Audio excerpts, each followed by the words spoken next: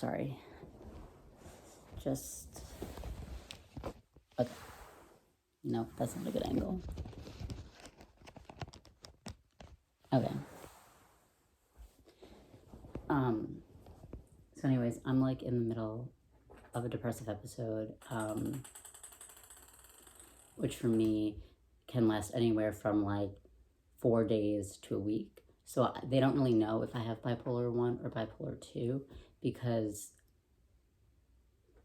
my cycles of highs and lows can be anywhere from 4 days, like I said, which is bipolar 2, to a week, which would be bipolar 1.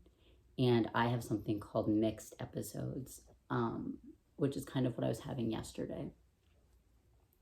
So a mixed episode is where I experience depression and mania at the same time. And it's like, and it's like really confusing because on one hand, I'm like, I want to die. And on the other hand, I'm like, oh my God, but it's the best day ever. And like, I'm going to be I'm amazing. But also at the same time, I want to die. And for me, my depressive episodes usually make me catatonic, which means like I can't move. So yeah, I'm like in the middle of a depressive episode and I just like really want to die right now. I'm not going to do anything. I'm just saying.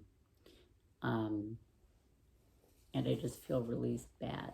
I don't know. Like, it feels like you kind of have the flu and your body is like achy and everything needs to be dark. And yeah, I mean, it also connects to my transness because I constantly feel like I'm never going to amount to anything because I am trans. Like, this world really hates trans people and they don't see me as just like a gay boy, right? Like, I'll always be seen as trans before I'm seen as anything else. And that's really difficult because, like, yes, I am trans and I love my transness, but like, I'm also a boy and I'm gay and like,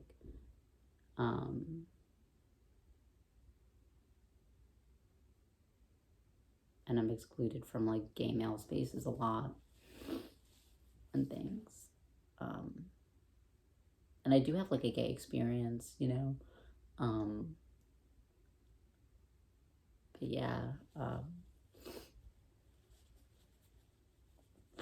I'm just like in an episode and it's really hard, especially being around family because my family doesn't really understand mental health. They don't see mental health as being a legitimate thing. They tell me to go running. They tell me to go biking. They tell me to take a bath. And they don't really understand. But mental health does run in my family. Like, mental health struggles run in my family, but nobody really sees them as being legitimate. Except for my dad, who says that I'm, in his words, fucked up. And that's not to like shame him, it's just to say like that's how they understand mental health. But then my mom's side is like, well, you're so high functioning, so like it can't be impacting your life. But it is. Like, I didn't really get help until like last year because so last year, so when I first got to the campus that I go to, I met someone and they were an upperclassman and they were like very abusive to me. And I didn't feel safe on campus anymore because they would physically walk into me and I had people like physically trying to like assault me or like whatever. And I didn't really feel safe anymore. So I was already looking into places to move out and into the city. And I did. And I thought, oh, my mental health is going to get better, which it did. I'm very happy. to be in the city. I wake up every day really thankful that I did make it there and that I have the freedom and the space to create. But it is hard because I do feel alone sometimes, and I love my housemates. Specifically my one housemate, I do love him a lot, and he knows that I do. So for people who were trying to cancel me last time, saying I was being predatory, he knows that I like love him as a comrade, and like we are fine, like we've talked about it. Yeah, and I'm really thankful to have someone who does love me and understands what I'm going through, like who I live with, because I never had that. I was always like, when I used to have episodes, like people would just leave me in a room, or I was told to get over it because I was getting good grades, you know. And I thought, like, I always thought good grades were gonna protect me from myself and from the world, and that's not true. You know, I go to Sarah Lawrence College, which is a liberal arts school, and it was basically created because Ivy Leagues excluded women. So Sarah Lawrence was created for that reason. But Sarah Lawrence now is a co-gender. It's not just for girls. And when people hear that I go there, they think, oh, you don't have any struggles. Oh, you're this really smart person. And it's like, but when I'm there, I feel like I'm the dumbest person ever. Like, my essays will never be perfect to some professors. Or like good, I guess, good enough. And it's really discouraging because I could put in my best work. And I was like working in the beginning of the year when I had top surgery. I was recovering from top surgery. I was still going through my bipolar episodes. And I still produced work. And like everyone was like, yeah, your work is so good and strong and great.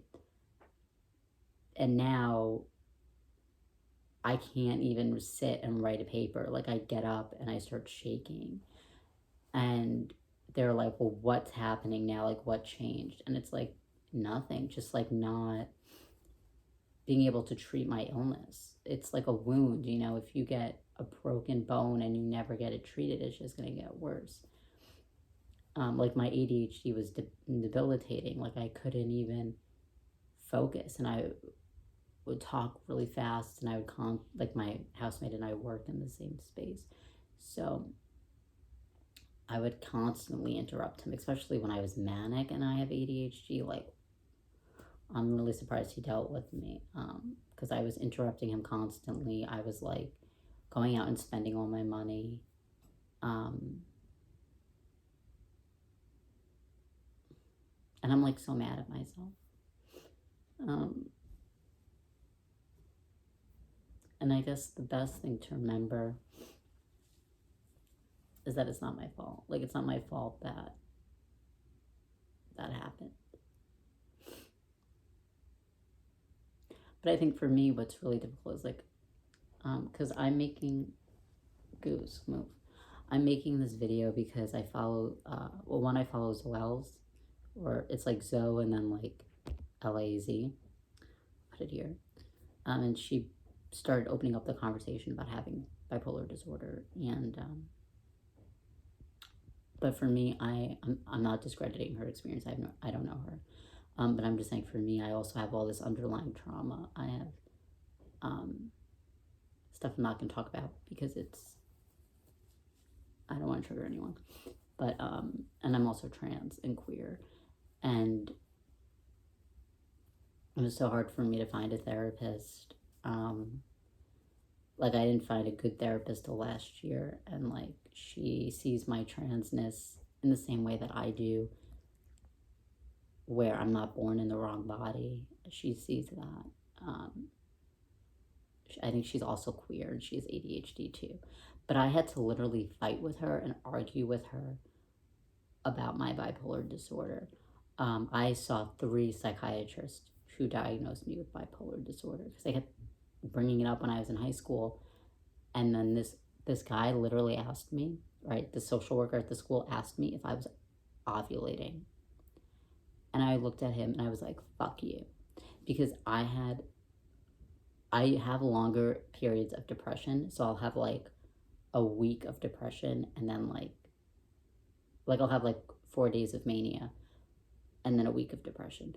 Or if I have a mixed episode, I could be cycling during the day. But that's why I think I have bipolar 1, because bipolar 2 would be like constantly cycling every day. And if you cycle every day, you're not going to have those long periods. It would just be like cycling. But because I have like a little bit of all of it, it's, I think, mostly bipolar 1. And anyways, like, so I kept telling my therapist, like, I think I have bipolar, and she was like, no, no, no. And then I saw 3 psychiatrists, and they were like, yeah, you have bipolar 1, is what they said. And when I first found out, I was at my grandma's house, which was like a really bad decision on my part. I didn't even know what was going to happen. And she's someone who just tells me to just run, focus, like things that are really not helpful and infuriate me. And I was in the bath and I was just like floating, and I was like, how am I gonna live like this? How am I gonna create the films that I hope to create? How am I gonna do YouTube? How am I going to build a life for myself that is beautiful? And I mean, I think I have already, and I think that's proof that I can do it. And I think it's proof that if you have bipolar disorder, your life it's not a death sentence. It is extremely stifling.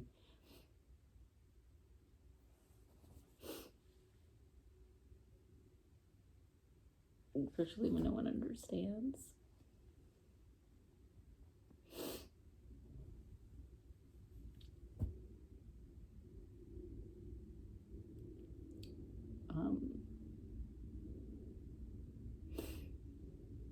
But I want you to know that whatever mental illness you have, I love you and I'm proud of you for being here. And honestly, I understand that therapy is inaccessible. I see a therapist who doesn't take my insurance, and I have to do that because a lot of therapists that I try to go with are really transphobic or see my transness in a bioessentialist lens, which I really fucking hate. And for those of you that don't know, that just means that like they see transness as being a problem that needs to be fixed by going on testosterone, for example. They don't understand that this is a boy's body and I'm a boy. They see it as, you want to be a boy, you have a boy's soul in a girl body, is how they see transness. That's what bioessentialism is. And then biomedicalism is the belief that I need to do X, Y, and Z to be a boy, but I am a boy already. And that's how I see my transness. So I don't know. I understand that finding a therapist is really difficult. And if you have insurance, definitely call your insurance and just ask for a list of therapists, and then just start calling and being like, are you accepting new patients? And it's a long process, so just if you're someone like me who has to sit down and be like, okay, today I'm just going to call therapists and see if they're available. I'll also link a link that was provided by Zoe. It's like a subscription where it's like medical management and a therapist. But I was going to do it because my therapist is expensive. And when I did it, it wants to charge you right away, so that way it can start putting you in the system.